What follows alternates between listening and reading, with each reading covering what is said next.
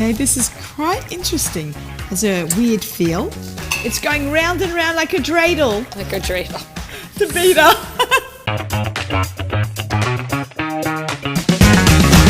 Hi, I'm Naomi Nachman, And this is Sunny Side Up.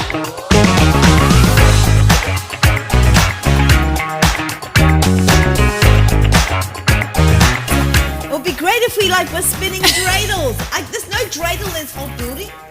Hi, Mozelle. Hi, Naomi. Welcome to Sunny Thank you Side for Up. having me. I'm so glad you're here because you're going to do something with me that I've always wanted to learn how to make. That cheesy, Syrian, stringy. You saw me playing with it at the beginning, and now we're going to show everyone. Yes, we're how going to take make it from the top. All right. Let's get started, and then we're going to talk about the history behind it, course, your yes. background, your family, and who taught you how to make it. Awesome. So everybody thinks I'm talking about the string cheese you buy in the supermarket. Oh, no. That is not it. This is a Syrian delicacy. We have it at anytime there's a brunch, bris, bar mitzvah, breakfast. It is a staple on my table. And I learned to make this from my grandma. So I'm going to teach you today. Nice. Your grandmother was born in Syria? No, my great-grandmother was born in America, but our heritage goes back to Syria. She wrote a Syrian cookbook. Really? And I got to spend So the day cool. with her teaching me how to make this cheese. And she said I was an A+ student. So Okay, very good. my turn to pass it along. You can hopefully we'll all be A+ students and learn from you because this is something I've always wanted to make. Now, what is this big? Okay, this is I don't cheese know. curd. It's mozzarella, but What without is- any spices. So if you were cheese curd is mozzarella? yes, but not spiced, not salted, nothing. So if you were to taste it, it's very plain. It doesn't really have flavor.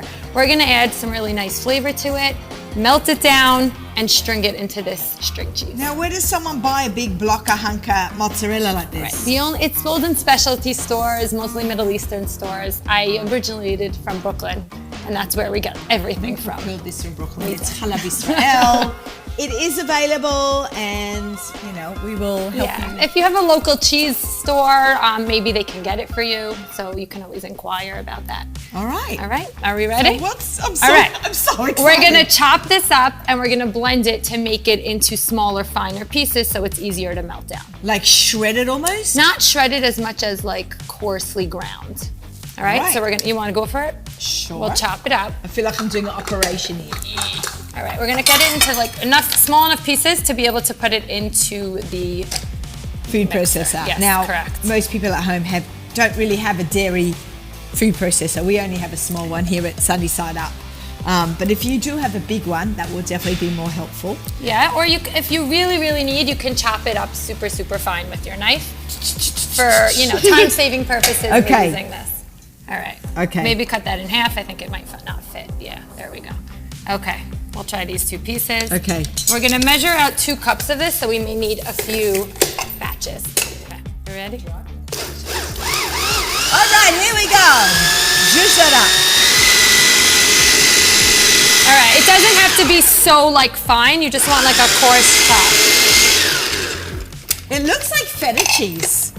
A little bit. It looks like crumb feta cheese. I'm going to cut this up. So we're not using all of this. So if you order a big chunk and you take Makes about a dozen cheeses, individual cheeses. from all of this. Yeah. Okay, just so you only want to make 2 at a time. How do you keep this? So I actually, since you have all the ingredients out, everything's dirty, your kitchen's a mess, I do all dozen at once. Okay. I actually taught my husband, my good old Ashkenaz husband, the Goldstein in Mozelle Goldstein. What's your maiden name? Tawil. Tawil, okay. I taught him how to do this, and we do a little assembly line, and he works with me, and in about 45 minutes we can knock out a dozen. He's a good Syrian husband. Oh, I love that.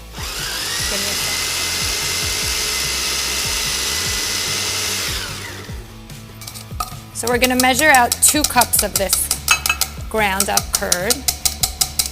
All right, this is about a cup, so I'm gonna grind up another cup and we're gonna get it into here. So I have a good amount here. Yeah, that's perfect. Where in Syria is your family from? Aleppo. Aleppo, okay. Halab, as we call it.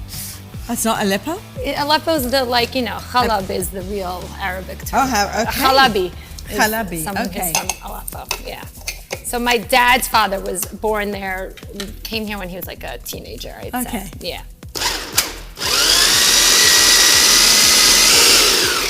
Okay. It basically has the consistency of, I would say ricotta. Ricotta, I almost think a cottage, but not as wet. So we have 2 cups measured out of the ground up cheese curd. And now we're gonna add salt and these two spices. This is called machlab. What is that? This is called machlab. Machlab. It's ground cherry pit. Can I try it? Go for it. What does it taste like? Have you tried it? I've only tried it in the cheese, to be honest. You tell me what it tastes like. On its own, it's not much. It needs some salt. It's not much. It's not bad. Yeah. It's not good. No, but do you It know? actually has a bit of a nice flavor. Do you know kaak, the round? Kaak? Yeah, Yeah. I love kaak. This is a big time ingredient in that also. Really? I like that better than I like kaak. And this is nigella seeds or black caraway seeds. And this I got on Amazon. You can find them anywhere. Oh. Yeah. Or your local kosher supermarket. Perig, we have this. Yeah, there you go. So we're gonna add and kosher salt. So we're gonna add a heaping teaspoon of kosher salt, which I already did. Okay. And half a teaspoon of this and half a teaspoon of the machlab. Okay, kind of looks like black sesame seeds. Yeah, so that's actually also a lot of people with allergies get nervous. It looks exactly like black They sesame are not seeds. sesame seeds and there's no allergy to them. So you can actually Can you eat put them. this on challah Yeah, as a topping? go for it. All right, and we got the half a teaspoon of machlab. Give this a good mix and we're gonna melt it down and then form our cheese. Like this? Yeah, give it a mix. You can use a spoon, Whatever. hands. Whatever. Okay, awesome. And then we'll melt this down and when it comes out, we're gonna strain it and string our cheese. All right, now we're taking this and we're gonna go put it in the microwave. And how long? Roughly 2 minutes. What should it look like? It's gonna be nice and melted. Not fully melted. You'll still see some texture, but melted enough that it's gonna form into a ball for us. All right. All right, let's To do the it. microwave. Let's go to the microwave.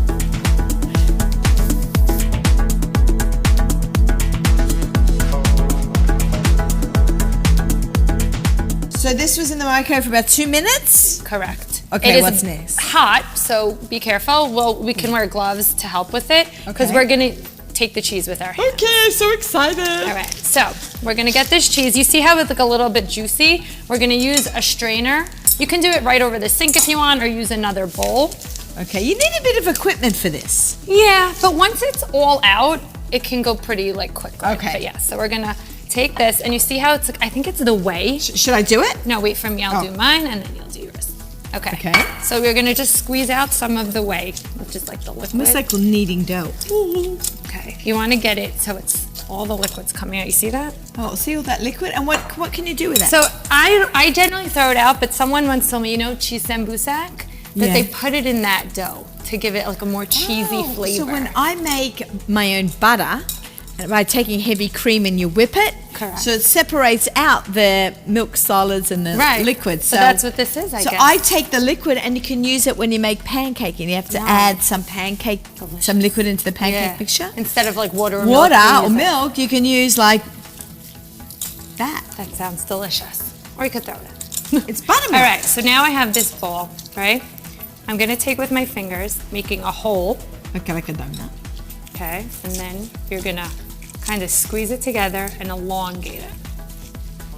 All right, and you're making it, as you go, stretching. Because now we melted it, it's very stretchy. See that? So as I'm going, I'm stretching. If it rips, it's okay, but let's try to keep it whole. So as you go around, keep stretching. See that? And this is why it's called string cheese, because we're gonna fold it into a ball with all these strings, and to eat it, you string it. Okay, So I you cannot. Well, I'll show you. I'm like show you. absolutely quiet because I have like nothing to say because I know nothing about So this. you see I have this ring, I'm gonna Yeah. fold it onto itself and do that again. And now start stretching again and keep going till it gets bigger. It depends on how melted it became, how big your food processor grinded it, if it stretches more and more. Is this going to still stretch because it's cool?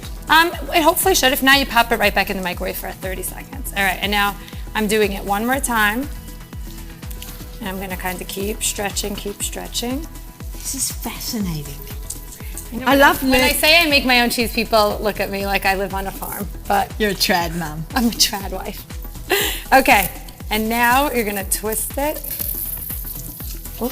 and we're gonna tuck it into itself. And you're left with this kind of ball of cheese. When we're not done yet though, almost. But wait, there's more. Get it into a bowl of ice water just to kind of harden it up again. All right, are you ready? It's your turn. Let's see, we Okay. might need to re-microwave it. All right, Naomi, your turn. Okay. Just grab it. Grab like the this. whole thing, dump Yeah. it right into here. There you go. Now squeeze out all your water. Okay, can you roll up my sleeves? Of course. Okay. Like this. Correct. I'm like squeezing it and kneading it at the same time, yeah? Right, yeah, you want to get it as much liquid as possible. Okay. All right. It feels a bit squelchy. All right, now I think you're ready to make that kind of donut. Make it sure it's like more like one solid. Yeah, there you Compressed. go. There you go. Okay. Stick All it, right, mate. correct. There you go. It's all right. If it falls apart, you can keep kneading it together as you go. There you go. Just gonna go around. Yes, and don't forget, like stretch as you go. And it's okay if it's falling apart a little bit. It's still delicious, tastes good, and it's still gonna be perfect.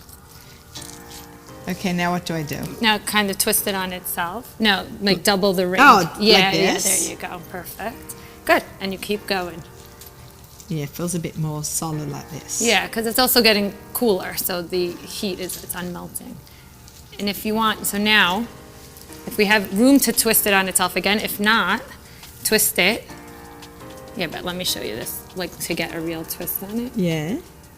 You're gonna take the end and like twirl it, Oh, a really big twist. tuck it into itself, yeah, Okay. and get it into your water. Okay. There Plop. you go. And it takes like 2-3 minutes, and you see here, this one.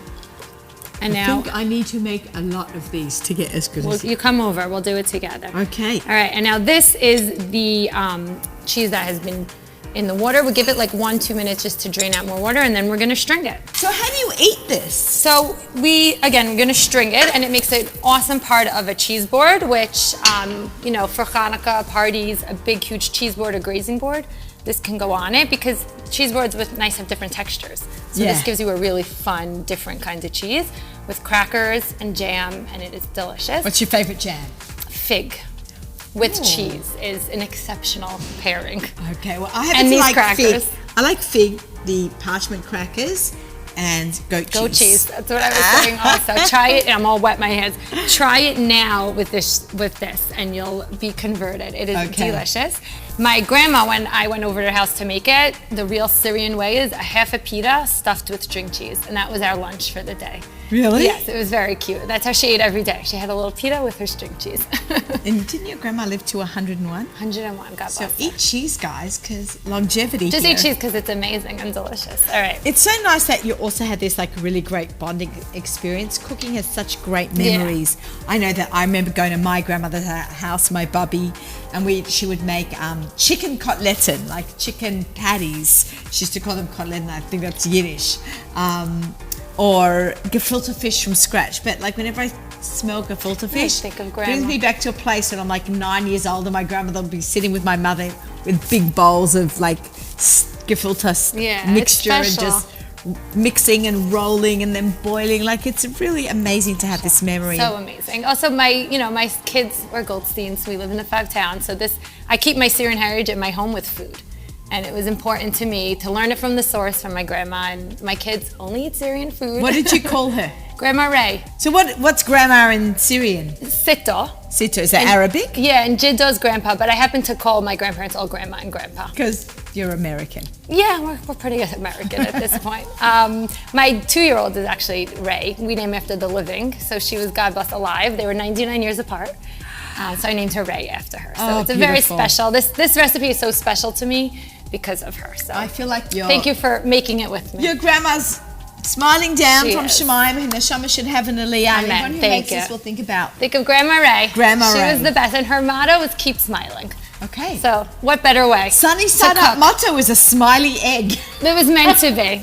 Are we ready? Okay. All right. So now this is also, we were talking before. You can freeze it as like this.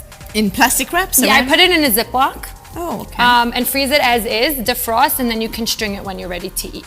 And I'm going to show you what I mean by stringing Yeah, it what is and why string it's it called mean? She's been talking about string this all cheese. day. String it. All right, we're going to unravel it. Oh, mine is going to be a big mess. That's all right. So you can also slice it if you need to. Like you don't have to, but this is the real way to eat it. All right, and then you're going to take it. You literally pull it apart. Can I do this? Yeah, let's do it. And you can just put this on a platter with crackers. That's how my mom serves it. We don't even make fancy cheese boards. This is it. Do you make it like drizzle with olive oil? And No, you can cut up some fresh tomatoes with it, which is yummy. you had me at tomato. You also, if you want to get really fancy, you can start adding flavors. So za'atar you can add to this, which is delicious. When do you add the flavors Good in? question. When we added the salt, the machlab, and the nigella, that's when you add your flavors. Okay. You don't just sprinkle it on top. No, you add it in so it gets there. You can do green olives, which is really yummy. But sometimes the authentic plain is the best. And this was my worst job as a child. When my mom said, Mozelle, it's time to string the cheese, I would run away because it was really tedious for me. And now I find it kind of therapeutic. Yeah, I kind of like this. It's like hair. It is. Do you see that? It's delicious. I'm going to take a bite. And Oh, it's perfect. So good? Perfect. It's so it's good. amazing because this started off, you go to the beginning of the episode and there's a big hunk of white. And now you have a perfect delicacy. Oh my God, this looks amazing. And you can serve it with crackers, eat it with your pita. Ah, it's so good. This is also the first thing to go. My mom actually, for a Hanukkah party, she does brunch for dinner. That's like kind of what we do every year. And she cute. might string 3 or 4 of these. We're like 20 people. It's gone in about 2 minutes flat. Really? Yeah, the kids just like grab and grab. All right.